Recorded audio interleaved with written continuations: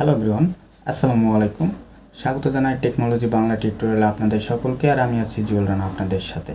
তো বন্ধুরা, আজকে আমরা এই ভিডিওতে দেখব কিভাবে আপনি খুব সহজেই নগদের পাসওয়ার্ড চেঞ্জ করতে পারেন।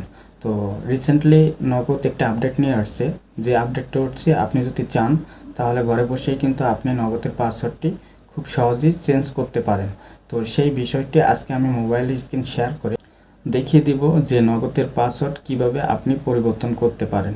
তো সম্পূর্ণ ভিডিওটি দেখার অনুরোধ রইল, ভিডিওটি স্কিপ না করে পুরো ভিডিওটা কন্টিনিউ।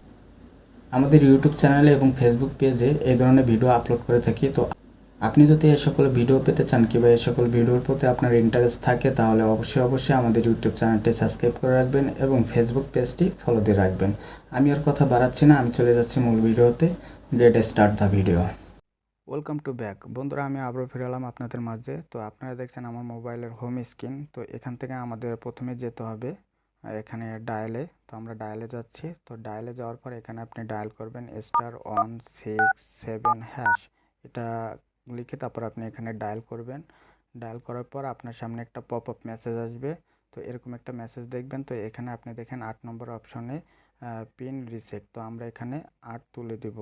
তো 8 তুলে দেওয়ার পর এখানে আপনি সেন্ড করবেন। তো সেন্ড করার পর আপনার সামনে এরকম তিনটে অপশন শো করবে। তো এখান থেকে ফরগেট পিন, আপনি যদি ভুলে যান তাহলে 1 দিবেন, আর যদি আপনি পিন মনে আছে কিন্তু চেঞ্জ করতে চান তাহলে 2 দিবেন। তো আমরা এখানে যেহেতু পিন ভুলে গেছি আমরা এখানে 1 দিব। তো 1 দিয়ে এখানে সেন্ড দিব।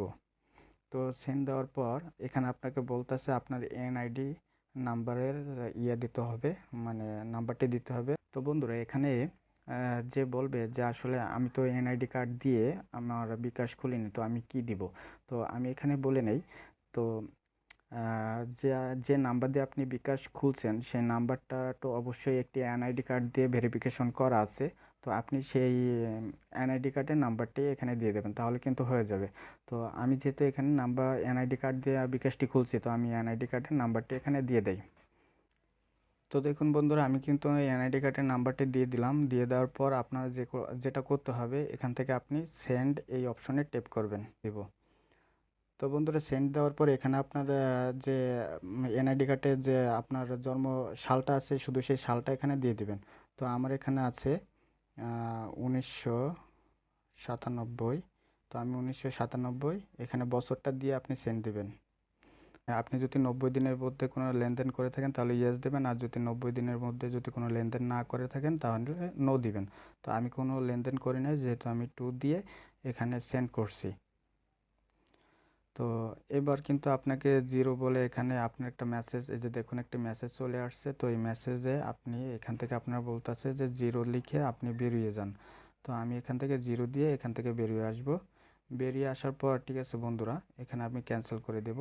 তারপর আমি চলে যাব মেসেজে। তো মেসেজে এখানে ট্যাপ করব।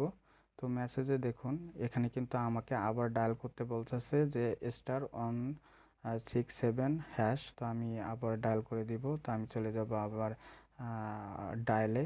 তো ডায়ালে গিয়ে আবার আমি ডায়াল করব *67#। এখানে ডায়াল করে দিব। ডায়াল করার পর দেখুন, তো দেখুন বন্ধুরা, এখানে কিন্তু আমাকে একটা নতুন পিন সেট করতে বলছে। তো আপনি 4 সংখ্যার একটি পিন এখানে সেট করে দিবেন। তো আমি একটি নতুন পিন সেট করে দিচ্ছি।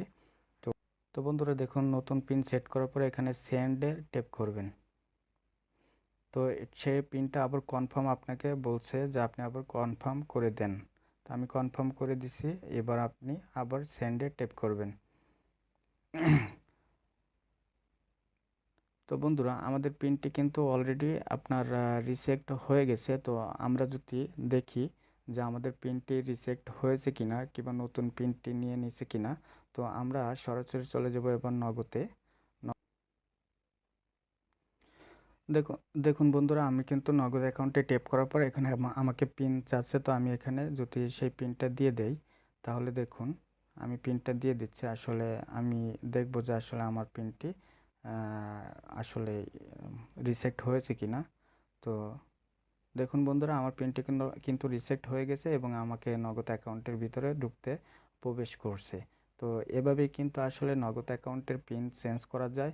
তো এটাই অ্যাকচুয়ালি মূল বিষয়। তো এভাবেই যদি আপনাদের কখনো পিন চেঞ্জ করতে মনে হয় তাহলে আপনারা যদি মানে আপনারা যদি কখনো পিন চেঞ্জ করতে চান তাহলে আপনারা এভাবেই কিন্তু নগদ অ্যাকাউন্টের পিন চেঞ্জ করতে পারেন খুব সহজে।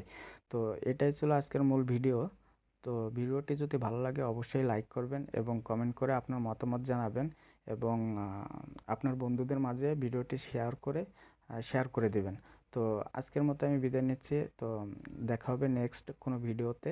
আসসালামু আলাইকুম। সবাই সুস্থ থাকবেন, ভালো থাকবেন। আল্লাহ হাফেজ।